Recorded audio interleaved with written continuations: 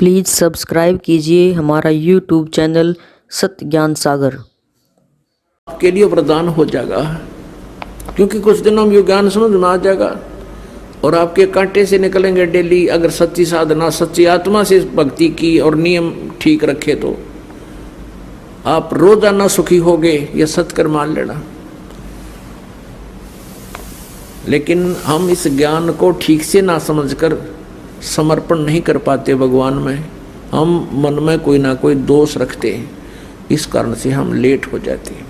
पुण्यात्माओं, पूरे विश्व में आपको इतना तो ज्ञान हो गया कि एक ही प्रभु है जो हमारे संकट को दूर कर सकता है।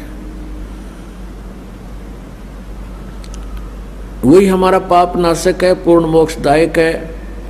प्रारब्ध के पाप कर्म को नाश करके सुखी केवल कबीर परमेश्वर ही कर सकता है। तो हमें फिर इस बात से भी एक विशेष लगाव बनेगा। जैसे हमें पहले कोई दुख नहीं था इस संसारिक सुख में परमात्मा की दया से, लेकिन भगवान की इच्छा फिर भी न्यारी थी और ब्रह्मा विष्णु महेश के लीलाओं से हम परिचित होकर के विष्णु जी और शिव जी की हम इन पर आसक्त थे। अब हम अपने भगवान कबीर जी की लीलाओं से हम परिचित होंगे तो इनमें भी हमारा एक विशेष प्रेम बन जाएगा। और जब इस आत्मा को ज्ञान हो जाता है तो परमात्मा के प्रति एक विशेष कसक के साथ लगते हैं। परमात्मा से करबद्ध प्रार्थना बार बार हमने करते रहना चाहिए, सिमरण करना चाहिए, भक्ति करे खूब डट के, और जितना दान बने वो दान भी करे। अपने जीवन का मूल उद्देश्य यही बनाओ कि यहाँ तक पीछा छूटे एट एनी कॉस्ट, किसी भी कीमत पे। परमात्मा ने तो यहाँ तक बता दिया है कि सिर साटे की भक्ति है और कुछ नहीं बात। और सिर के साटे पाइए ओग तलखनाथ, जब लग कहते हैं सिर के साटे जहरी मिले तो भी सस्ता जाने। कोट शीस तन दे लिए यम राजा की भेंट, एक शीस तू देकर लिख ले सतगुरु अपने की भेंट है। अब सिर कैसे देना है, कोई काट कर नहीं देना। शीश देने का अर्थ है कि जैसे गुरुदेव कहे आज्ञा का पालन करें। और ये शरीर ये शिष्य परमात्मा का मान ले। एक संत थे, वो अपने शिष्यों को समझाया करते थे, ज्ञान दिया करते थे कि वे गुरु की आज्ञा का पालन करना चाहिए। जो अपने गुरु का वचन नहीं मानता है वो शेष मोक्ष प्राप्त नहीं कर सकता। भाई जो गुरु वचन पे डट गे रकट गे फंद 84 के। भाई जो गुरु वचन पे डट गे रकट गे फंद 84 के। कट गे फंद 84 के, रकट गे फंद 84 के। भाई जो गुरु वचन पे डट गे रकट गे फंद 84 के।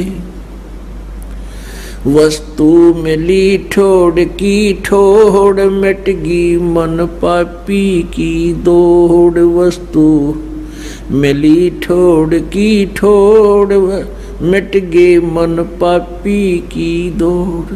ये भरम मिटे मथुरा काशी के, भरम मिटे मथुरा काशी के। भाई जो गुरु वचन पर डट गे रकट गे फंद 84 के। कट गे फंद 84 के, रकट गे फंद 84 के। भाई जो गुरु वचन पर डट गे।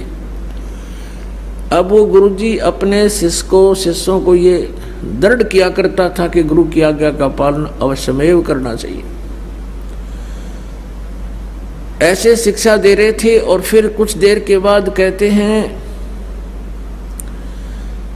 कि भी सभी 5-7 जितने शिष्य थे आश्रम में कहने लगे, भाई इधर आओ बच्चों, आकांत जी, कि मेरे सिर में 5-5 जूते लगाओ।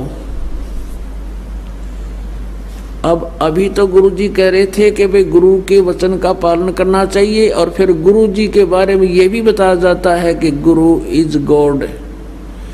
सपोज गुरु इज गॉड, परमात्मा को मूलधन 100 रुपये मानना पड़ता है गुरुजी को, भगवान सपोज करके इसे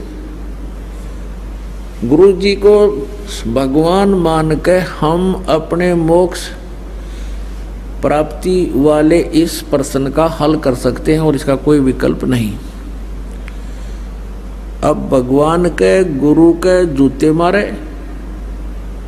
तो मर गया, और ना मारे तो आदेश हो गया। अब सभी सुन्न हो गए, अकाद अच्छे धर्म संकट में फंसे भाई। अब गुरुजी कहता रहा मैं क्या कह रहा हूँ भाई, गुरुजी की आज्ञा का पालन अवश्य करना चाहिए। नहीं उठा कोई भी, एक खड़ा हुआ, अपना जूता निकाला, गुरुजी के चरणों में बैठ गया, जो चारपाई पर आसन पर विराजमान थे। जमीन पर विराजमान होकर के उनके सामने सिर रखे, अपने सिर में 5 जूते मारे। अब गुरुजी ने कहा भाई डांडी मत मारे, मैंने तेरे में नहीं कहा, मेरे में कहा, मेरे सिर में मार जूते। तब उस दास ने कहा कि गुरुदेव ये शीश भी दास का आपका ही तो है, ये शीश आपका ही तो है, आपके शीश में जूते लगा रहा हूं। तो पुण्यात्माओं ये देखना चाहते थे कि इसमें विवेक कितना है, इनमें ये कितने समर्पित हैं, ऐसे शीश देना है। प्लीज़ सब्सक्राइब कीजिए हमारा यूट्यूब चैनल और इस बेल आइकन को प्रेस कीजिए ताकि आपको मिल सके हमारी लेटेस्ट वीडियो सबसे पहले।